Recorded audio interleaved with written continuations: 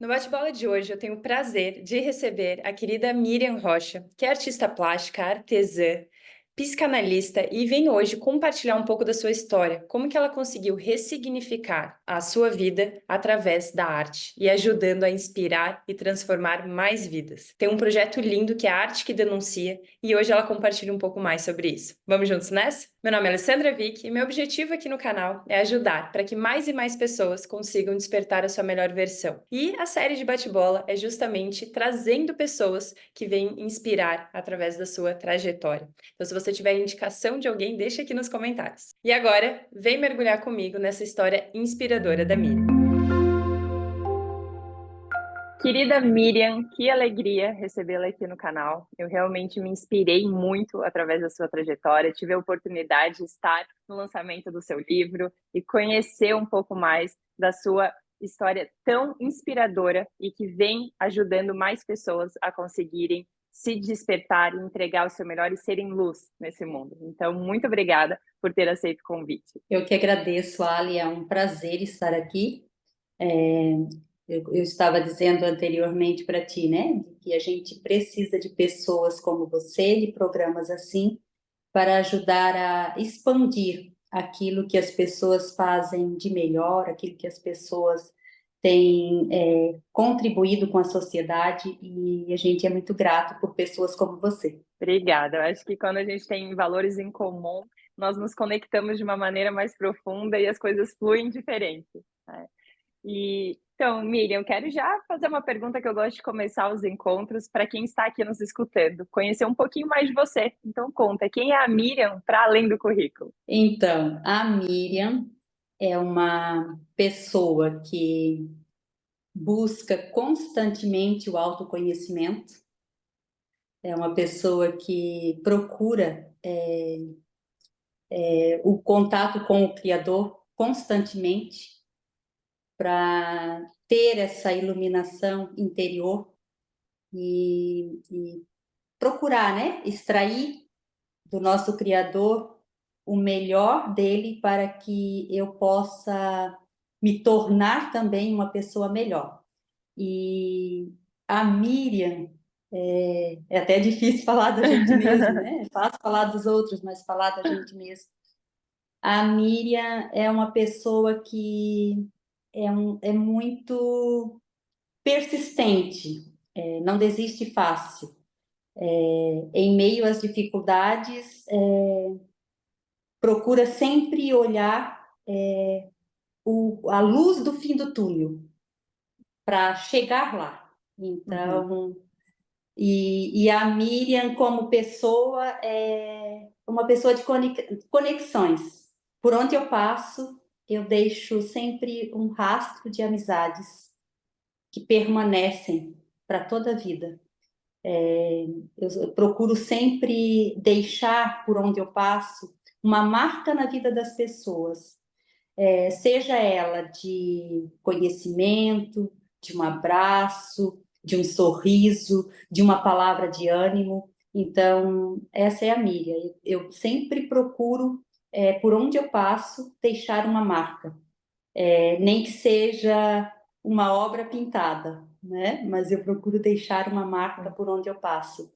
E sempre que tenho a oportunidade de aprender com as pessoas que se aproximam de mim, eu procuro extrair o máximo que eu posso daquela pessoa, porque nós somos seres que estamos em constante aprendizado o tempo todo.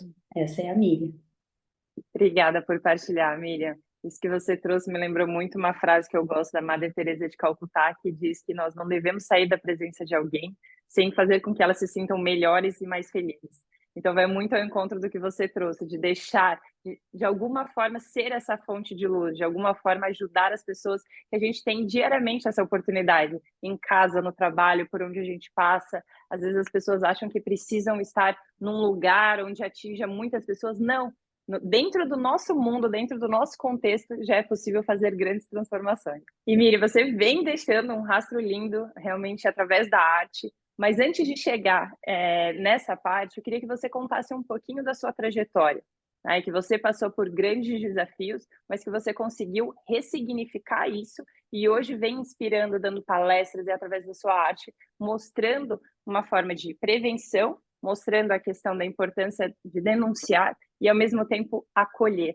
Né? Você poderia compartilhar um pouquinho para quem ainda não conhece a sua história? Então, eu, enquanto artista, tenho desenvolvido, né, um trabalho que começou há pouco tempo, fazem 5 anos que eu desenvolvi o projeto Arte que Denuncia, Combate e Previne, mas antes de eu chegar no projeto que me lançou e que fez com que as pessoas me conhecessem mais, eu já pinto há 30 anos. Eu comecei a pintar pano de pratos quando eu estava noiva, incentivada pela minha irmã. E eu estava desempregada e ela disse: "Ah, por que que tu não vai pintar pano de prato para vender?" E aí eu disse: "Ah, mas eu não gosto disso." Ela disse: "Não, vai tentar, eu te dou as tintas. Vai lá, compra o pincel, eu te dou as tintas e o pano e tu vai pintar." E aí eu comecei a pintar panos de prato para vender e eu peguei gosto por isso. E aí eu fiquei alguns anos pintando os paninhos de prato e depois eu fui fazer aula de pintura em tecido. E aí um dia eu conheci um artista plástico chamado Francisco. Ele era presidente dos artistas plásticos aqui de Camboriú. E aí ele me incentivou, ele disse: "Miriam, tu pinta muito bem." E eu tinha feito a minha primeira exposição de quadros de pintura em tecido sobre tinta de tecido sobre lonita. Eu fiz no shopping Itajaí, por incentivo do Francisco. E aí o Francisco olhou para mim e ele encontrou em mim um talento maior, ele encontrou em mim capacidades maiores que eu não estava percebendo. E aí ele me afirmou e ele disse: "Miriam, tu tem muita capacidade, tu podes migrar para tinta a óleo. Podes deixar a tinta de tecido, ao invés de tu pintar quadros com tinta de tecido, que não é reconhecido como obra de arte dentro das artes visuais, tu podes ir para tinta óleo. O que que tu acha de tu ir estudar um pouquinho sobre isso?" E eu acatei o conselho do Francisco, e aí eu comecei a fazer aulas de pintura em óleo sobre tela com a mestra Suzete Zukoski, lá de Itajaí. Fiquei durante 3 anos aprendendo a lidar com a tinta a óleo, um pouco do desenho, e aí foi. E depois eu parei de fazer as aulas e eu me considero muito autodidata dentro daquilo que eu construo, né, na arte. E aí eu dei continuidade, depois eu comecei a dar aulas de pintura e fiquei durante 15 anos dando aulas de pintura aqui em Camboriú, entre Camboriú e Itajaí. Eu dei aulas de pintura durante esse período.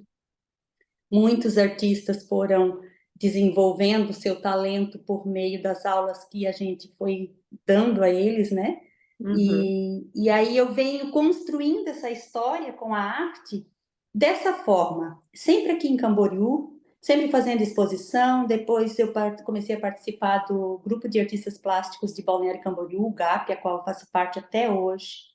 E nesse grupo de artistas plásticos, ali eu desenvolvi muito as minhas habilidades, aprendi muito com eles, como a gente necessita, né, andar junto, né? O artista ele não pode estar sozinho, a gente não consegue muita coisa sozinho. Então, os grupos eles servem para isso, né? Para fortalecer a gente, para fazer com que a gente se autodesafie o tempo todo, né? Porque ali tem as exposições com os temas, então a gente está sempre pintando, sempre produzindo. E eu fui uma pessoa sempre de muita produção artística. Como eu pintava para ganhar dinheiro, eu pintava para vender, sempre pintei para vender, sempre produzi quadros que decoram os ambientes, né? E eu raramente eu ia pintar um quadro que não fosse pensando no ambiente de alguém. Então eu sempre fui a artista comercial. Eu nunca gostei de ter um acervo comigo, eu não conseguia ter obras que ficassem muito tempo comigo. Então eu pinto, se demorar 3 meses para vender, eu sei que ela é uma semente. Então eu entrego essa obra para alguém, ela vai alegrar a vida de alguém, ela vai enfeitar o ambiente de alguém. Então, ao longo da minha história toda, eu pintei muita coisa. Perdi a conta de quantas obras eu já fiz. Porém, eu não fiquei só na pintura em tela. Eu pintava tecido, eu pintava madeira, eu pintava cerâmica, pintava parede, eu restaurava móveis. Então, eu transitei, né? Dentro de Uhum, várias áreas do artesanato, da arte, mas eu digo sempre que eu comecei como artesã. Então, eu me descobri na arte como artesã primeiro e depois eu migrei para as artes visuais. E aí, uhum, posteriormente, eu fui cansando e fui adoecendo também. Aí eu não conseguia mais ficar com tanta coisa, né? Então muita demanda. eu fiz uma escolha, né? Chegou um Uhum, momento em que eu tive que fazer uma escolha. O que que eu quero? O que que eu preciso disso? Tudo que eu aprendi, isso tudo que eu desenvolvi durante ao longo desses anos, o que que eu quero e o que que eu preciso?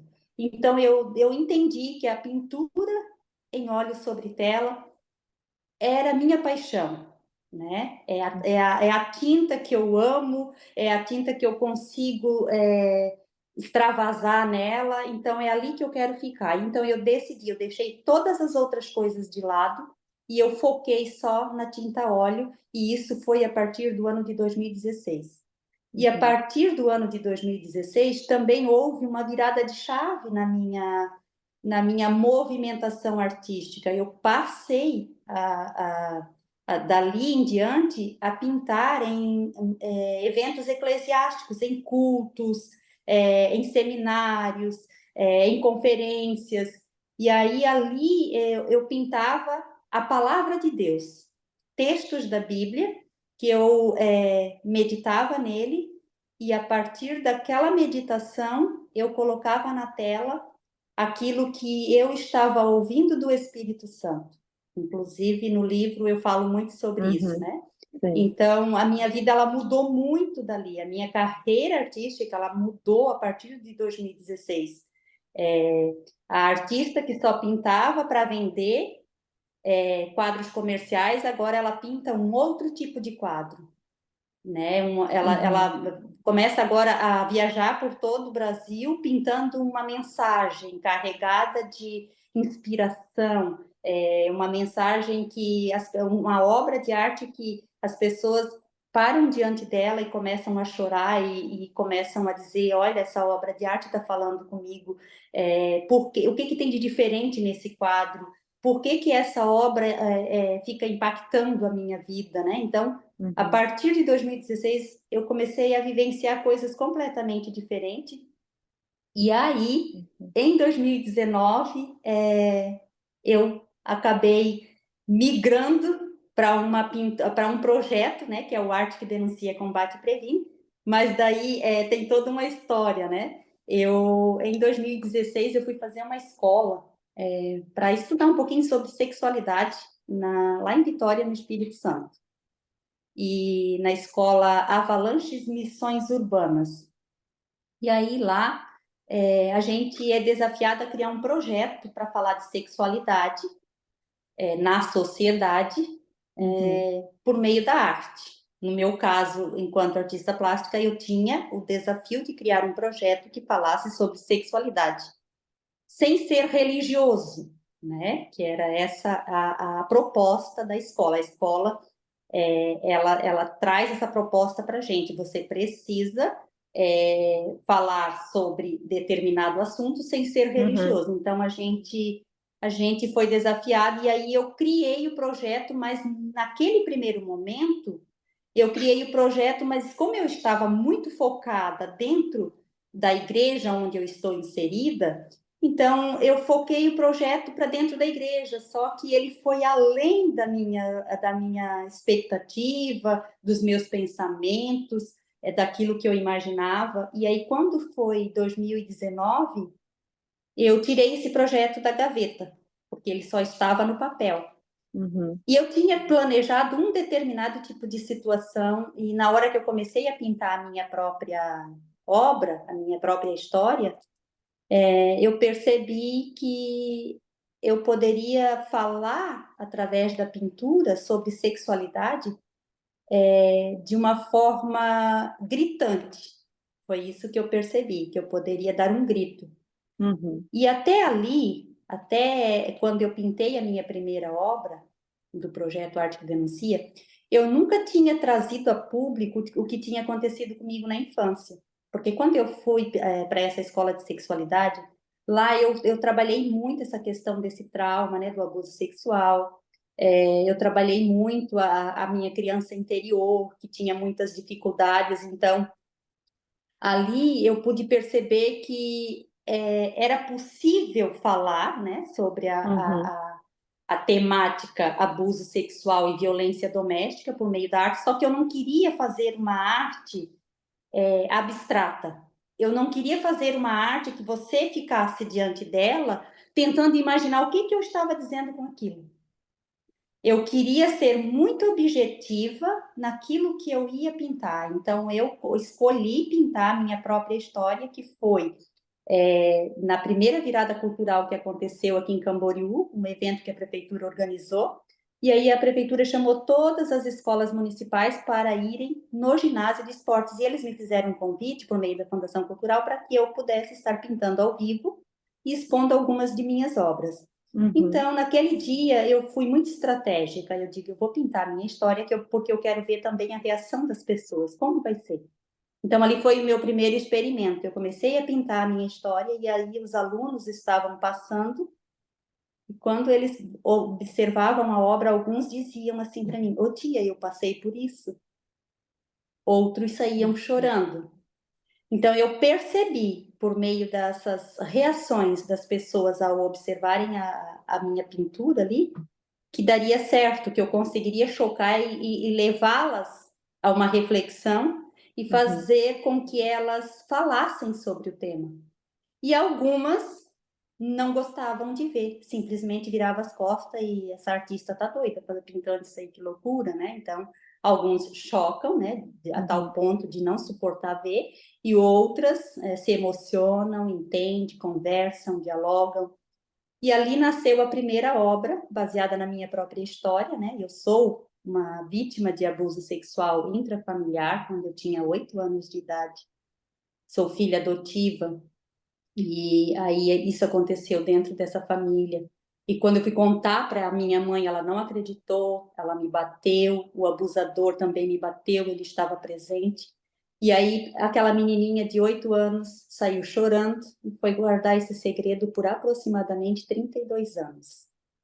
E aí em terapia eu consegui trazer isso para fora, trabalhar isso, trabalhar os meus traumas, trabalhar minhas emoções, as minhas Uhum. memórias. E com o passar dos anos, eu fui trabalhando isso. E só lá na Avalanche, em 2016, é que eu pude ressignificar literalmente a minha história. Sendo um caminho, sendo uma forma de Isso mostrar que é possível transformar essa vivência, conseguir ressignificar isso, você através da arte, mas que as pessoas conseguiam se identificar a partir da sua história para poder chegar nesse lugar de sair, porque não falar sobre isso deve ter sido uma fase muito desafiadora para você. foi muitos anos, foram quase Uhum. 32 anos guardando muita mágoa dessa mãe, né? Eu Uhum. guardei muita mágoa dela e eu fiquei com muita mágoa, mais mágoa da mãe, mágoa até seria a palavra doce para o que eu sentia. Eu tinha Uhum. raiva dela, muita raiva, foram muitos anos. E eu lembro que quando as pessoas diziam assim, Miriam, e a tua família adotiva? Eu dizia assim, a deles eu só tenho sobrenome, se eu pudesse tirar, eu tiraria. De tamanha raiva que eu fiquei, daquela raiz de amargura, né, enraizada dentro Uhum. de mim. E isso só me fez mal ao longo dos anos, e foram muitos anos, não foi 10 anos, foram quase 32 anos sem falar e guardando esse ressentimento. Então, foi uma busca, né, para tratar isso, né? E eu desenvolvi muitos transtornos, muitos traumas que me prejudicaram muito ao longo da minha história, né? Por isso a Uhum. importância da gente hoje trabalhar o projeto encorajando as vítimas a falar, Sim. porque quando o Arte que Denuncia ele entra lá nas escolas, ele não vai lá só para ensinar essas pessoas a denunciarem. Não. O meu objetivo como uma vítima e uma pessoa que sofreu por guardar, por ficar em silêncio por muitos anos, Uhum. é justamente encorajar essa pessoa a A partir fazer da o mesmo. denúncia, ela buscar ajuda terapêutica. Uhum. Porque se ela não buscar ajuda terapêutica, de nada adianta ela fazer somente a denúncia. Claro, adianta sim, porque o abusador vai parar de abusar, né?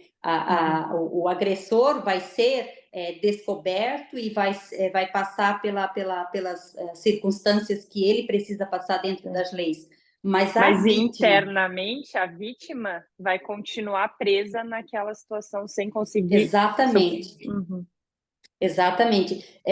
Freud, o pai da psicanálise, ele sempre dizia que a cura vem pela fala. E isso é muito real. Eu vivencio isso diariamente. Eu vivenciei essa cura das minhas emoções a partir do momento que eu consegui falar pela primeira vez que eu tinha sofrido esse abuso. Mas E como que você quebrou naquele esse silêncio, Miriam? Como que você quebrou esse silêncio? O que fez com que você conseguisse despertar ou ter a coragem ou conseguir confiar em alguém sobre essa questão? foi num grupo de terapia e era um grupo de terapia em grupo, né? Várias pessoas, tinha Uhum. homens, mulheres, e ali a maioria das pessoas que estavam ali tinha 16 pessoas. Dessas 16 pessoas, 12 tinha passado por abuso sexual na infância, tanto homens Uhum. como mulheres. Então, delas, quando elas começavam a relatar, eu fiquei muito em silêncio naquele ambiente, porque eu não me sentia confiante para falar em ambiente nenhum, porque quando eu fui falar e não fui acreditada, o que gerou em mim? Ninguém acredita em mim. E Uhum. daí as duas figuras dizendo para mim: você é uma mentirosa, tanto a mãe como o abusador. Você é uma mentirosa. Então, o que eu acreditava? Eu sou uma mentirosa. A culpa é minha. O que Uhum. aconteceu, a culpa é minha. Eu sou uma mentirosa, eu estou inventando. Então, eu não conseguia verbalizar isso para ninguém e eu não acreditava que alguém acreditasse em mim. E aí, quando aquelas pessoas começaram a falar e a chorar e a dizer: olha, eu passei por abuso quando eu tinha 4 anos, olha, eu passei por abuso quando eu tinha 8, quando eu tinha 5, quando eu tinha 12. E aí elas começaram a relatar, e ali os terapeutas começaram a acreditar, a validar aquela história e a Uhum. acolher aquelas pessoas de forma muito amorosa. E eu me senti muito encorajada naquele ambiente, e aí eu consegui botar para fora, eu consegui falar pela primeira vez. E eu fui abraçada, ali eles acreditaram na minha história, sabe? Me Uhum. encorajaram a perdoar a minha mãe, que era a minha maior dificuldade, era perdoar a minha mãe, e eu achava que não tinha possibilidade de perdoar uma pessoa que já morreu, porque ela já havia morrido, né? Uhum. E aí ali eles conseguiram me encorajar, me explicar o que seria esse perdão, o que esse perdão traria de benefício para mim, e eu consegui com muita dificuldade liberar esse perdão. Ali eu lembro que eu tinha pesadelos. Durante muitos anos eu tinha pesadelos, e nos meus pesadelos eu sempre sonhava que eu estava brigando com o abusador, que era isso que eu vivia na minha infância, porque eu cresci em um lar de muita violência física e verbal. Eu Uhum. cresci em um lar onde os meus irmãos de adoção me batiam constantemente, tanto é que até hoje eu tenho dificuldade com abraço, porque eles vinham assim, me botavam assim debaixo do braço deles para bater, para puxar no cabelo, sabe? Então Uhum. sempre tive essa dificuldade quando alguém vem me botar a mão para me dar abraço. Uhum. Então O eu toque tenho um pouco de físico acaba receio, assim. sendo. Uhum. Sim, e aí eu tive pesadelos a minha vida inteira, xingando essa mãe, xingando esse abusador, e com muita raiva, eu acordava com muita raiva. E como Freud sempre estudou, né, fala pra gente observar os sonhos, né, porque os sonhos é o nosso inconsciente revelando algo, né, e eu não percebia nada disso. Mas a partir do momento que eu fui mergulhando dentro de mim, fui mergulhando nesse autoconhecimento e buscando entender por que de cada coisa, eu pude ressignificar cada história, cada Uhum. processo doloroso, ele foi ressignificado. Ele não foi apagado da minha memória, só eu não sofro mais, porque ele foi literalmente ressignificado e curado, né? Eu costumo dizer que o perdão, ele te transforma, falar te cura, mas perdoar transforma a gente. E o perdão me transformou, porque a partir do momento que eu perdoei a minha mãe, eu não sonhei mais. Então, eu estava muito atrelado a essa falta Uhum. de perdão. Porém, eu continuei tendo alguns sonhos que revelavam a minha infância. Um deles era que eu sonhava sempre que eu estava caindo de um penhasco. E eu gritava muito de desespero e eu acordava sempre com muita raiva quando eu sonhava que eu estava caindo desse penhasco. E eu não entendia por que eu sonhava e acordava com muita raiva. A agressividade é um gatilho que ela sempre foi muito presente na minha vida, por conta de todo o meu histórico da infância, sabe? Sim. Então, eu acordava assim desesperada e sentindo muita raiva. Aí um dia uma psicóloga que é minha amiga, ela disse assim, Miriam, tu viveu alguma coisa na infância que tentaram te empurrar? O que que tu viveu na tua infância que tu sonha sempre com esse penhasco e tu acorda desse jeito? Precisa investigar. Aí eu falei para ela, eu disse, onde eu me criei, era muito no sítio lá em Ibirama, e os meus irmãos de criação, um principalmente, nós passávamos por uma rua que tinha uma cachoeira, assim, um penhasco, literalmente, uma cachoeira de 40 metros. E ela fazia um barulhão. Aí, quando a gente passava por ali, ele toda a vida dizia, vou te jogar daqui para baixo. E quando ele brigava comigo, que ele pedia para mim fazer alguma coisa e eu não fazia, ele dizia, vou te levar e jogar lá. E aí eu tinha esse pavor, eu cresci com esse pavor. Aí ela me falou, Miriam, tu consegue voltar naquele lugar para encontrar esse penhasco do teu sonho? Eu disse, olha, eu consigo voltar lá, porque já fazia muitos anos. E Uhum. aí eu voltei, Ali, o ano passado, 2023, acho que foi em fevereiro ou março de 2023, eu fui lá na cidade, lá no bairro onde eu me criei, com a família de adoção. E eu passei naquela rua, é uma rua escura, feia, debaixo do mato, é muito tenebroso, cinzento. É bem feio mesmo, como eu via no sonho. Só que a cachoeira, ela é linda demais, gente. O som daquela cachoeira me fez chorar, mas não de tristeza, de alegria. Então eu desci da moto, nós fomos de moto, eu e meu esposo, eu desci da moto escutando o som daquela cachoeira e daí eu comecei a dizer, Deus, obrigada, porque a natureza ela é perfeita, ela não é um monstro. E aí eu comecei a olhar e eu filmei, eu tenho essa filmagem até hoje, de vez em quando eu vou lá, clico e fico vendo, sabe, ouvindo o Uhum. som daquela cachoeira. E eu nunca mais sonhei. Eu não sonhei mais com o penhasco, porque eu tive um encontro com aquela realidade, porque na minha memória era um monstro aquilo, e aquilo não era um monstro, era Você conseguiu apenas uma enfrentar imagem. e trazer um outro significado para aquela memória que você tinha, né? Sim, era só uma memória ruim que precisava ser enfrentada e ressignificada, e ainda quero Uhum. voltar lá para tomar banho naquela cachoeira, se Deus quiser.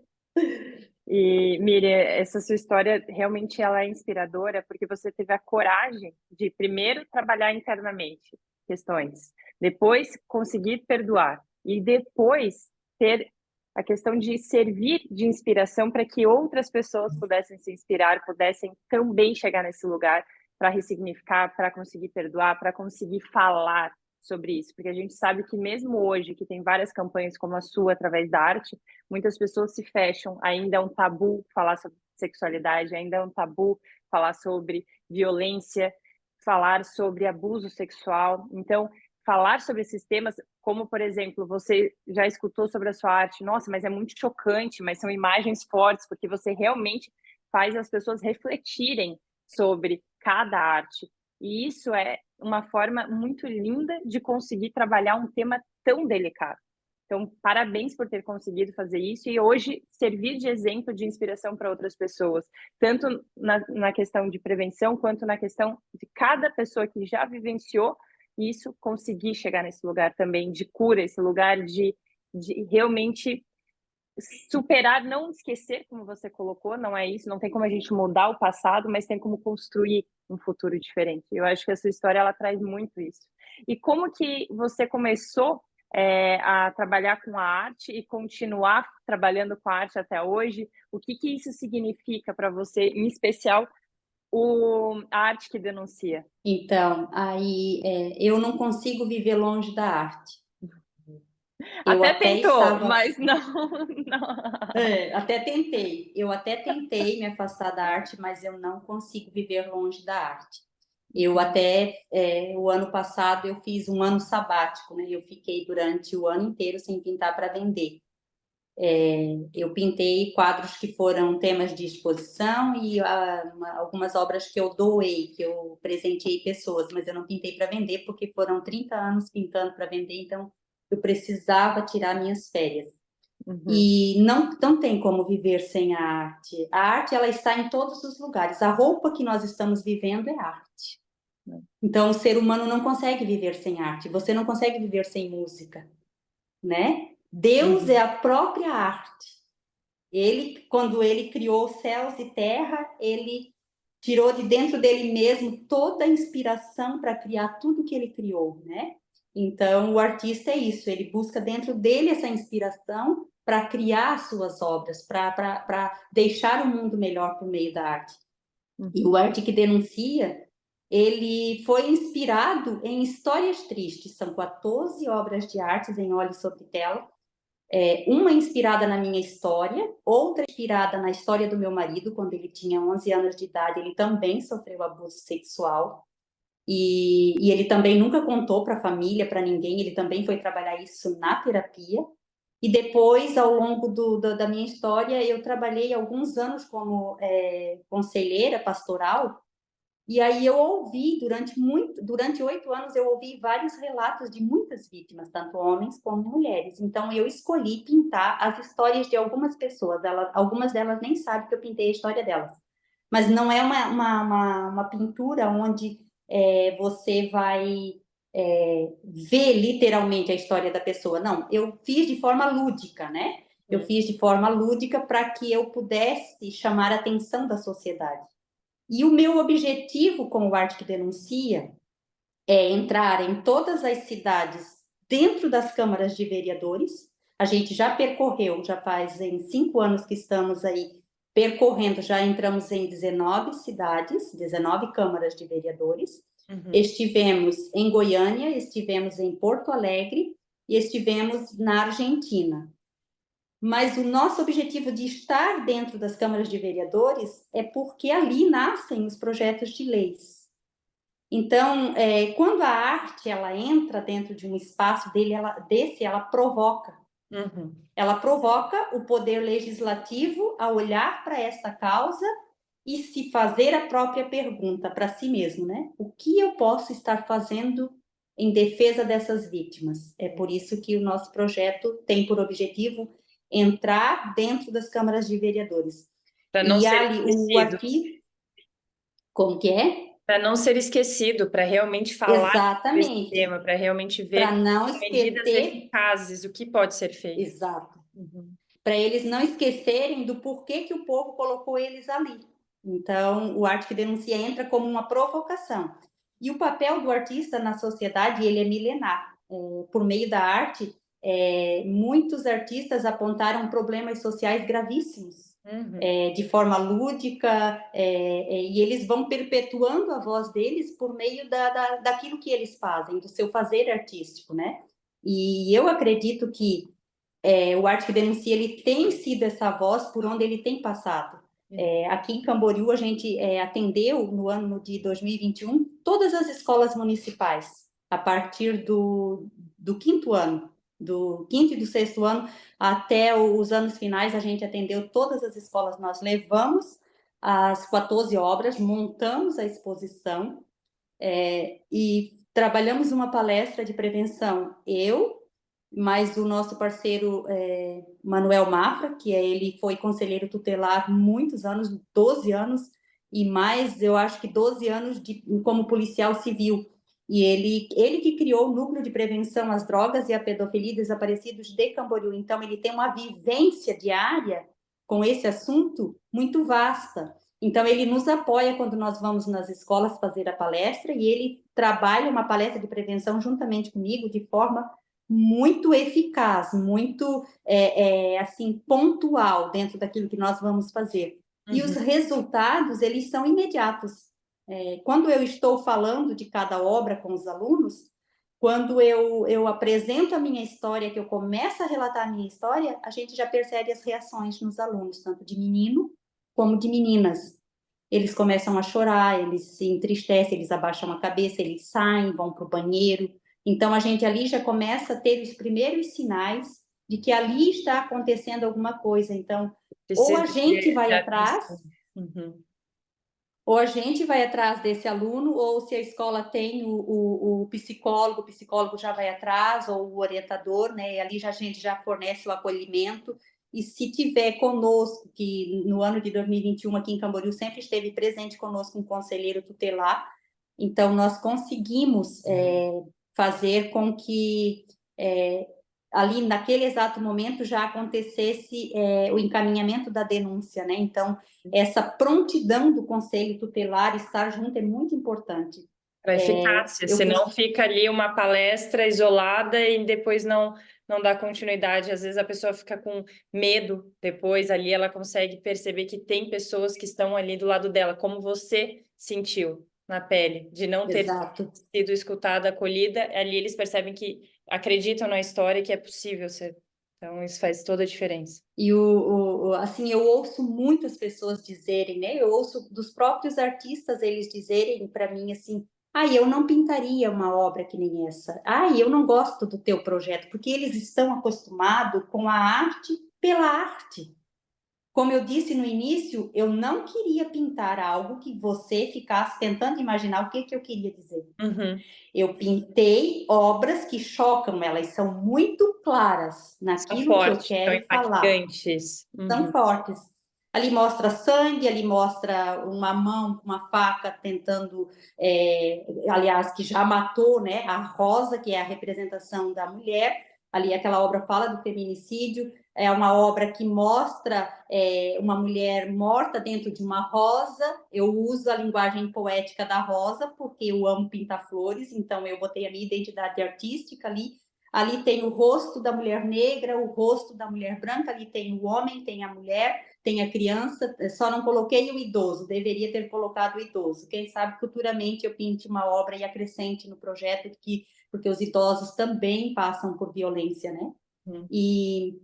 E assim, muitos artistas dizendo, eu não pintaria isso. Mas eles esquecem de que Pablo Picasso pintou a obra Guernica e ele deu um grito.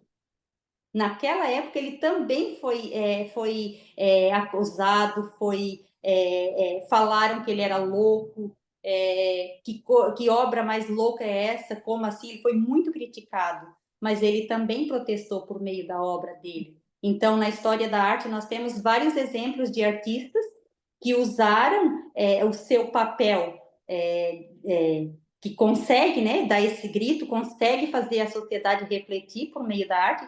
Eles usaram essa ferramenta que Deus deu para eles e eles conseguiram ser uma voz diante de uma circunstância desagradável, diante de tanta coisa ruim acontecendo na sociedade. Esses artistas também conseguiram trazer uma mensagem de reflexão.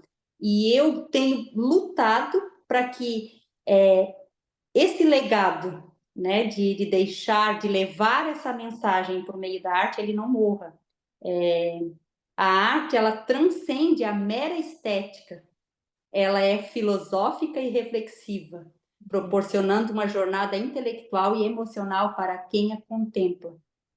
Então, quando uma pessoa vai lá visitar a exposição Arte que Denuncia, Combate e Previne, ela vai transcender. Ela Ela sai talvez... diferente do que ela entrou, isso com toda certeza. Exatamente. Talvez ela nunca passou por uma violência sexual, porque eu não posso dizer que ninguém nunca tenha passado por um tipo de violência, porque eu acredito que todo ser humano, em algum momento da vida, se sentiu violentado de alguma forma, né? Seja ela por um não, por uma palavra, por uma atitude, aquilo de alguma forma gerou Às vezes a dependência mental, psicológica de alguma relação que teve abusiva Exatamente. e de dominância. Então, Uhum. Então, eu penso que todo ser humano, de alguma forma, passou por algum tipo de violência no decorrer da sua vida. Talvez a pessoa não passou por abuso sexual e nem sofre violência doméstica, mas ela viveu outros tipos de violência. Então, quando ela visita a exposição, ou ela vai se encaixar naquela obra, ela vai se ver, ela vai se identificar de forma muito pontual, ou ela vai se colocar no lugar de alguém. Ela vai lembrar que alguém está passando por isso. Sim. Tem uma obra ali que a gente fala sobre o tráfico humano.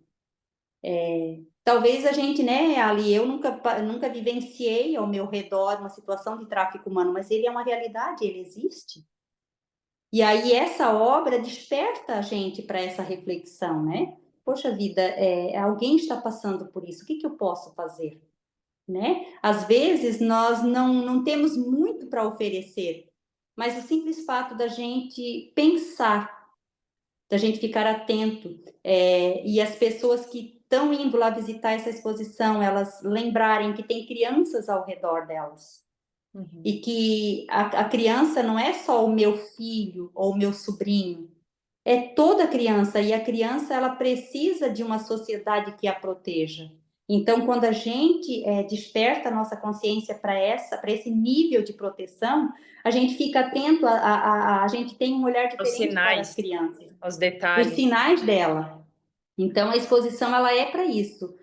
O Arte que Denuncia, ele nasceu para isso, para provocar a sociedade a uma reflexão profunda sobre esse tema, fazer com que o poder público tenham medidas mais eficazes em relação a esse tema, né? E a questão assim que eu acho que é muito triste, né? Por exemplo, eu vou lá na escola, cutuco a ferida, esse adolescente faz a denúncia, porque a partir dos 12 anos de idade, eu não estou chegando antes do abusador. Na grande maioria das vezes, a criança já foi abusada. A ideia seria nós chegarmos antes do abusador. Uhum. Né? Porque quando eu estou indo lá mexer nessa ferida, essa criança, esse adolescente, ele vai fazer a denúncia. E aí ele faz a denúncia, mas de que forma que ele vai ser acolhido e assistido depois? A gente sabe que é muito precário tudo que o Estado nos oferece, né? A gente observa, por exemplo, essa é uma ferida. E eu quero muito falar sobre isso. Eu quero muito denunciar essa situação. Eu quero muito provocar o poder público em relação a isso. As escolas públicas estaduais, ela não tem psicólogo. As municipais têm, mas as escolas públicas não. Então, a gente precisa de deputados eficazes, a gente precisa de pessoas que observem essa situação e façam um projeto que possa atender essa demanda, porque ela é grande. Uhum. A gente entra lá nas escolas estaduais, a gente mexe na ferida, mas cadê o psicólogo? E aqui entra também uma questão do nosso projeto, estar se preparando para atender as vítimas, aquelas que a gente vai lá, cutuca a ferida dela, ela faz a denúncia, e aí ela não consegue esse acolhimento terapêutico por meio do serviço público. Então, o nosso projeto ele está se preparando para atender essas vítimas, para acolher essas pessoas, né?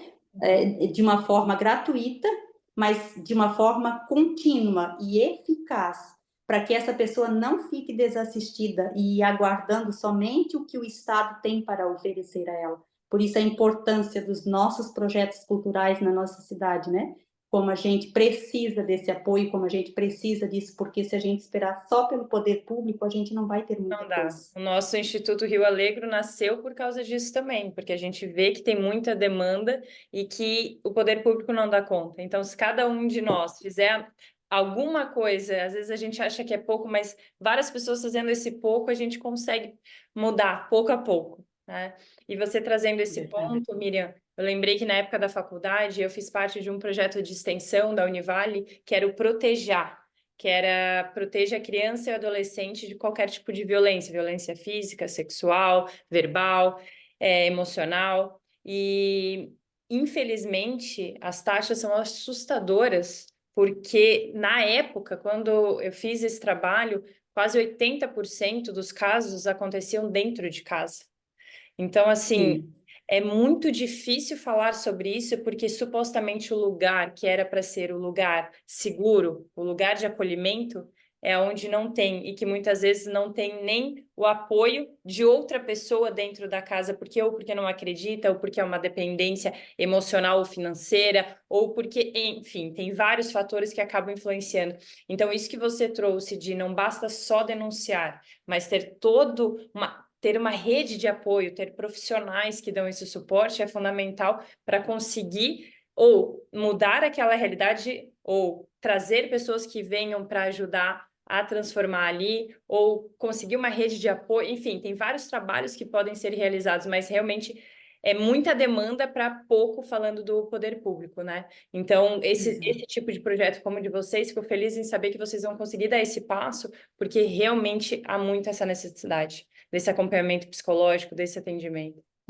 A gente, aí, ao longo desses 5 anos de trajetória, né, provocando o poder público e encorajando as vítimas a denunciar, a falar, a gente começa a perceber uma ferida aberta de muitos anos.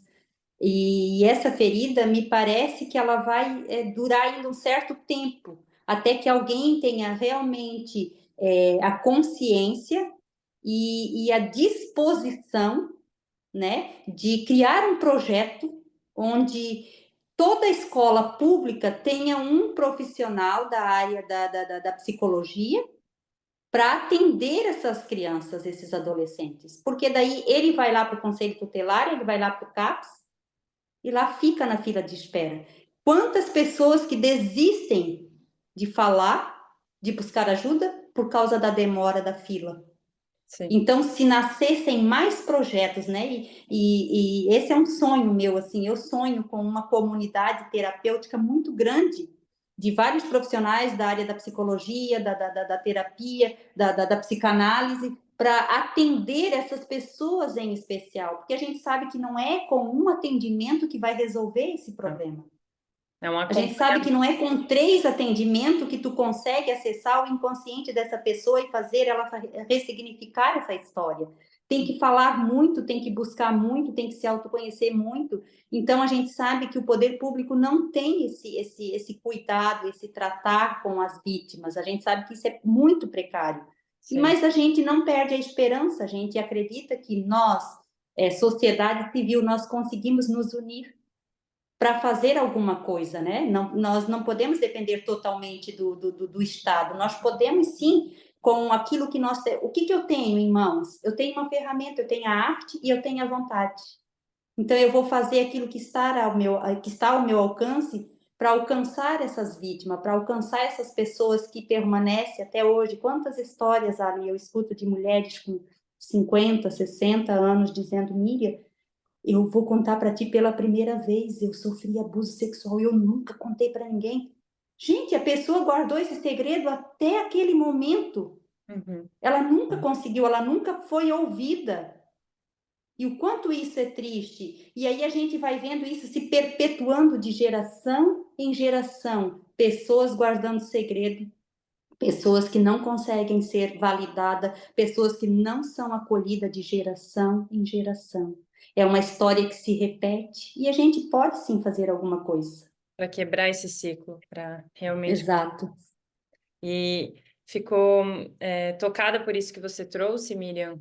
Depois a gente conversa para ver como que a gente também pode ajudar através do Instituto, porque realmente é um ponto que a gente vem, quanto mais a gente quer ajudar, mais a gente percebe que a coisa é mais embaixo, né? Então a gente começou ali com as oficinas, com acolhimento, com o objetivo de dar justamente um espaço para as crianças não ficarem nas ruas, não irem para as drogas, também tem toda essa questão de risco ali do bairro e dos ambientes familiares muitas vezes. Então, esse acompanhamento psicológico ele é fundamental para dar esse suporte, né? Então, depois a gente pode conversar em relação a isso, porque é algo que a gente vem refletindo muito internamente em como ajudar mais em casos mais delicados, que a gente agora que está com contato mais próximo, a gente começa a ver outras coisas acontecendo e como que nós podemos ajudar ainda mais, né? Então, mas assim, Miriam, parabéns por toda a sua trajetória, parabéns por todo esse trabalho incrível que você faz de utilizar a arte como um meio de transformação, uma forma de iluminar outras pessoas, despertar o melhor nas outras pessoas e conseguir fazer com que elas superem situações tão delicadas. E aquelas que não passaram, como você bem disse, pelo menos vão refletir e ver se podem fazer algo ou ajudar alguém que tenha passado ou prevenir que aconteça com outra pessoa, né? Se você quiser falar um pouco do seu livro, eu acho que você está com ele por aí, não? Então, assim, a gente vive ali em uma sociedade ainda muito velada, né? Onde esse machismo estrutural ainda é muito real, a gente ainda está batendo muito em pontas de faca, né? Eu estive em uma cidade recentemente, não vou citar o nome, né? Mas eu estive em uma cidade que foi muito difícil acessar as escolas, foi muito difícil. Os professores estavam todos intimidados, todos com medo, e os órgãos de defesa da criança e do adolescente estavam em falha, porque o protocolo de atendimento, que já foi lançado em 2018, ainda não tinha nem sido conversado sobre ele, não estava acontecendo, e a gente descobriu ali uma ferida muito grande naquela cidade, onde os profissionais da educação têm a obrigação de ter o olhar atento a essa criança, observar, acolher e fazer a denúncia, fazer o encaminhamento, e eles não estavam conseguindo, eles estavam, inclusive, sendo ameaçados pelos traficantes dos bairros, sabe? Então, a gente foi nessa cidade, assim, com o coração muito apertado, inclusive a gente chorou na nossa equipe de ver a situação, e aí a gente fica se perguntando, gente, como assim, se os órgãos competentes de defesa da criança está se omitindo de fazer, ou seja, o que vai acontecer com essas vítimas? Então, assim, é muito triste quando a gente ouve, né, eu vou aqui defender a minha cidade, Camboriú, quando a gente ouve as pessoas dizerem assim, ai, mas Camboriú tá cheio de abuso sexual, meu Deus, está em primeiro lugar no índice, não sei o quê, mas sabe por que está em primeiro lugar? Uma cidade só aparece o índice quando há denúncias, quando há um trabalho de prevenção, de equipes de pessoas, de equipes de estratégias que vão para dentro das escolas, em todos os lugares, trabalhar a prevenção. E daí o que acontece? O número de denúncia vai lá em cima. E Camboriú, nós estamos de parabéns, porque nós temos um conselho tutelar muito eficaz, nós temos pessoas do CREAS, do CRAS, do CAPS, todos unidos. Bastante tá? ativos. O CMDCA, que é o Conselho Municipal da Criança e do Adolescente, é muito unido com todos. Nós temos um trabalho de equipe onde a sociedade civil e o poder público trabalham juntos na prevenção do abuso sexual. Então, por isso que o número de denúncia vai lá em cima, porque quando se trabalha a prevenção, a criança denuncia, a criança fala. E quando nós chegamos antes do abusador, melhor ainda. Nós temos a conselheira tutelar, ex-conselheira, agora ela está no Núcleo de Prevenção às Drogas e à Pedofilia como presidente, que é a conselheira Neia. Ela tem um trabalho incrível, ela desenvolveu uma boneca para falar com as crianças de 0 a 12 anos. Então, ela chega antes do abusador, ela chega lá com aquela boneca Nina falando onde pode tocar e onde não pode. Então, nós temos uma equipe muito engajada, uma equipe que se abraçou para dizer assim, vamos fazer um muro de proteção aqui em Camboriú em relação às nossas crianças e tem dado muito certo. Eu creio que Camboriú já está sendo modelo para outros municípios nesse sentido, e isso me alegra muito. Vamos falar do nosso livro. Esse é o livro, eu lancei ele esse ano, e o título dele é O Rio que Flui em Mim, e é um título bem sugestivo, né? As pessoas querem saber por que esse rio flui em mim e por que dessa capa, que eu fiz um autorretrato de mim mesma, né? E o livro, ele fala um pouco de mim, né? A Ali, tu até leu ele, né? Sim. Ele fala um pouquinho de mim, ele conta um pouco dessas superações e ele conta a minha história a partir de 2016, quando eu comecei a viajar pelo Brasil pintando quadros que traziam uma mensagem profética. O que é uma mensagem profética por meio da pintura? A profecia, ela é para consolar, para edificar e para exortar.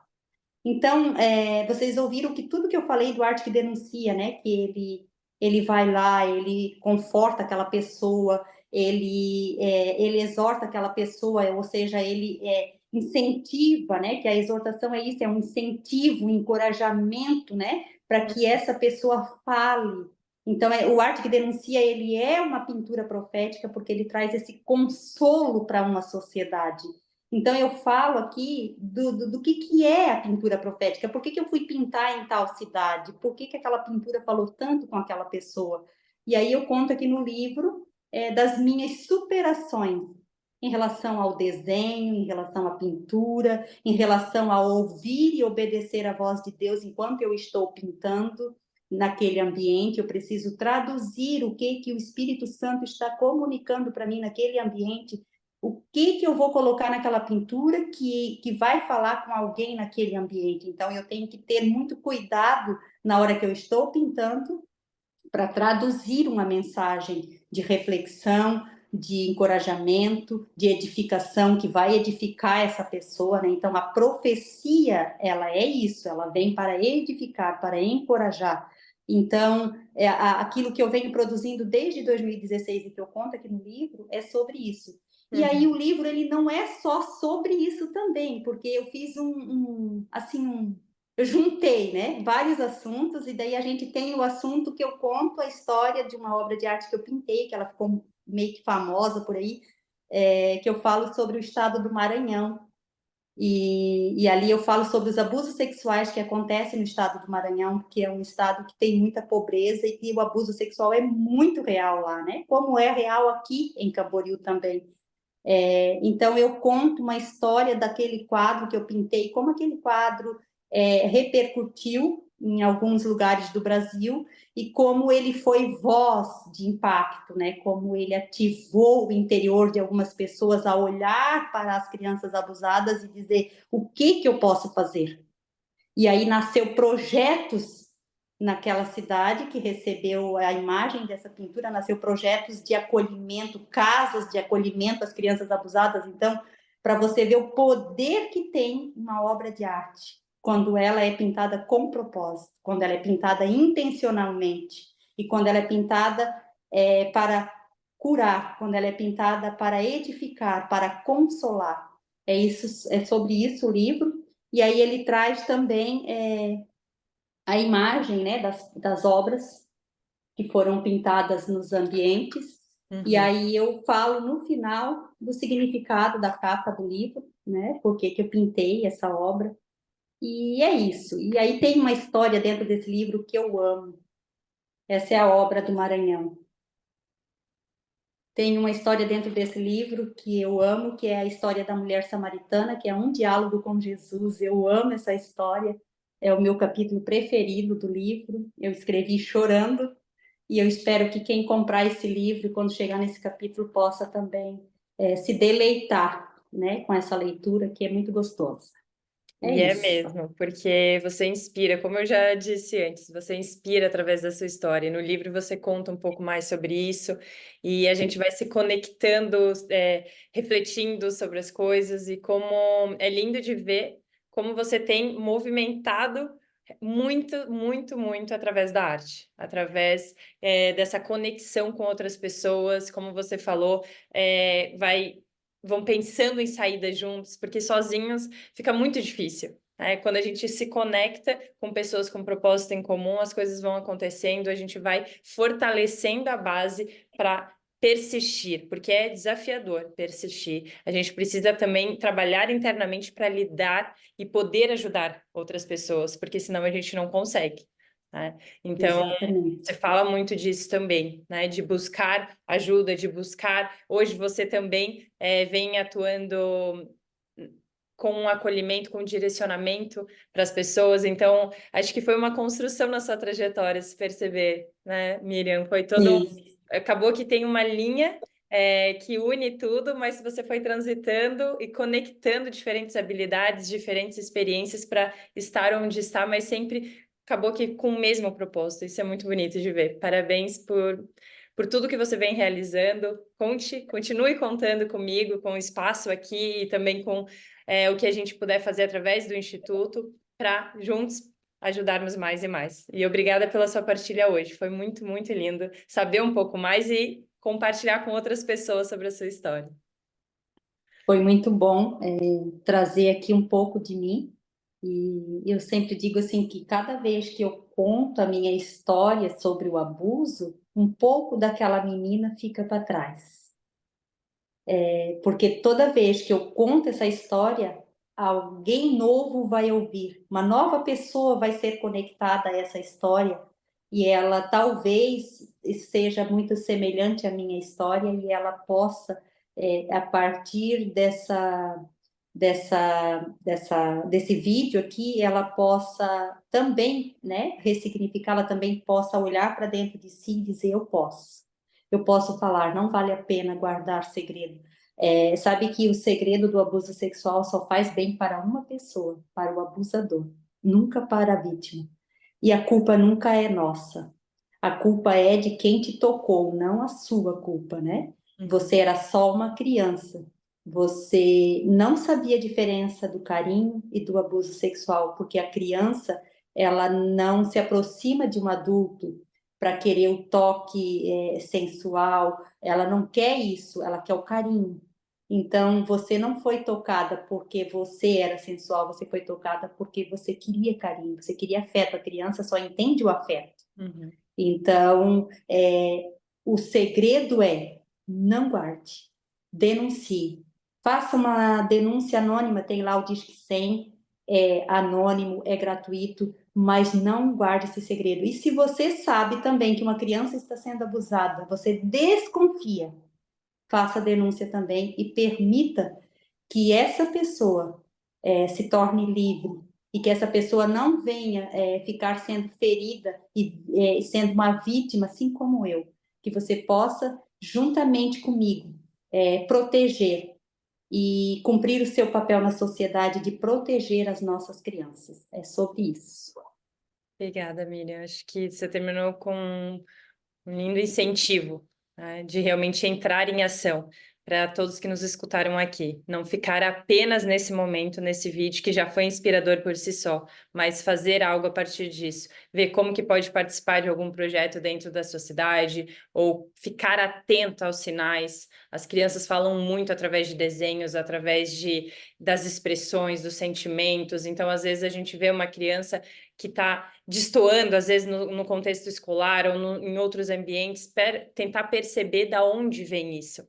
Né? Então, tentar aprofundar um pouco mais, ou buscar ajuda, ou direcionar, enfim. Realmente, cada um de nós pode ser esse instrumento de pacificação, esse instrumento de luz por onde a gente passa.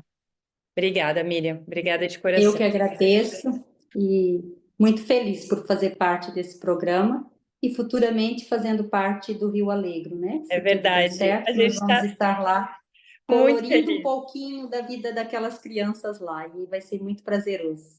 A gente está muito feliz com isso, de poder contar com você através da arte novamente com as nossas crianças. E em breve a gente vai ter novidades em exposição desse trabalho em conjunto. A gente ficou realmente muito feliz. Verdade. Obrigada por abraçar junto e seguimos nessa linda caminhada. Um beijo grande, Miriam. Um beijo também a todos Outro. que participaram. Deixa aqui nos comentários se ficou com alguma dúvida. Eu deixo aqui na descrição mais informações sobre a Miriam. Conheçam, vão atrás do livro, vão atrás do projeto, porque vale a pena. Juntos nós podemos muito, muito mais. E aproveite para compartilhar esse vídeo com outras pessoas também, porque como a Miriam disse, às vezes a gente não passou, mas pode conhecer alguém que tenha passado para despertar sobre esse tema tão importante. Um E abraço. se quiser seguir o Arte que Denuncia, @Arte que Denuncia no Instagram. Perfeito. Um projeto lindo que vem transformando através de várias cidades. Se quiser também que o Arte Denuncie vá para a sua cidade, pode falar com a Miriam, né, Miriam? Para ver como que funciona toda a logística para realizar esse trabalho em conjunto. Muito obrigada a todos e até o próximo vídeo. Até, beijo.